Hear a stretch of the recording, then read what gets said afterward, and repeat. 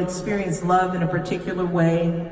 If we speak another language or come from another country, then we don't belong. That is until someone dares to start telling that story differently. And I think that's what our job is. We have to start telling that story differently. We have to let each other in. And I think that's the only way we break this cycle of fear. That's one of the ways we break this cycle of fear. You know, I think that also you talk about another way that we know each other's stories is the importance of art and culture in your life, starting with stories I love so much about your grandfather, Southside. His name was Southside. Southside. Southside. Because he moved from the West Side. Literally. We called him West Side. And then his house burned down and he moved to the South Side. And he became Southside.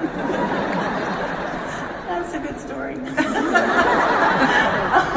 And so Southside, perhaps my favorite character in the book, or one of my favorite side characters, has the whole house rigged up with sound and plays music 24 hours a day. So when you go and spend the night and he makes you milkshakes and fried chicken, the music is never off.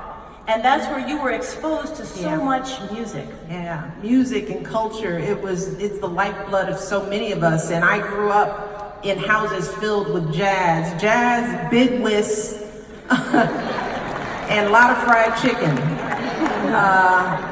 And I know how much culture means. It meant a lot to me. I mean, a lot of times we know that culture is the hook that gets kids engaged. Music, arts, writing, all of that creative stuff, some of the stuff that sadly is the first thing to get cut from a public school budget. That's the thing that, you know, breathes life into young people, and that was true for me. And that's one of the reasons why we wanted to make arts and culture such a huge part of our White House, and to find a way to incorporate kids into that every step of the way. So we, you know, filled that White House up with music. You know, the very first music event that we did was spoken word, right? Because I thought, what's the one thing that probably has never been done in the East Room of the White House? And that's going to be our first thing. You know, yeah, classical is nice and all that, but what about we get some rappers up in there with George and Martha Washington standing there like, what the heck is going on? So that was our very first event, which was the same day that we first met Lin-Manuel Miranda. So of course we had to find a bunch of spoken word people, and Barack and I were like, I don't know, find some people.